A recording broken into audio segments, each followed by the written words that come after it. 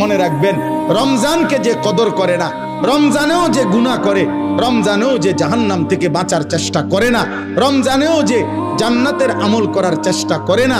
ভাই আমার, ছেলেরা আমার, বাবা আমার, পর্দার আড়ালের মা বোন আমার, সবাইকে এই শেষ কথা বলি। আল্লাহ রসুল বলছে, জিব্রাইল আইসা রমজানের শেষ দিন নবীজিকে আইসা বলে গেছে, ইয়া রাসূলুল্লাহ, এত বড় রমজান পেল, ইফতার, সাহারি, তারাবি, এতেকাফ, শবে কদর, প্রতি ঘন্টা মিনিটে এত মাফ নেওয়ার সুযোগ থাকার পরেও যেই নাফরমান জাহান্নাম থেকে বাঁচার চেষ্টা করে নাই, গুনাহ থেকে আল্লাহর কাছে মাফ নেয় নাই, জান্নাতের জরুর আশা পূর্ণ করতে পারে নাই, আমল করতে পারে নাই, খোদার কসম নবীজি বলছে, জিব্রাইল আইসা বলছে, ইয়া রাসূলুল্লাহ, এমন নাফরমানের উপরে আল্লাহর লানত, আল্লাহর লানত, লানত, লানত। নবী বলছে আমিন।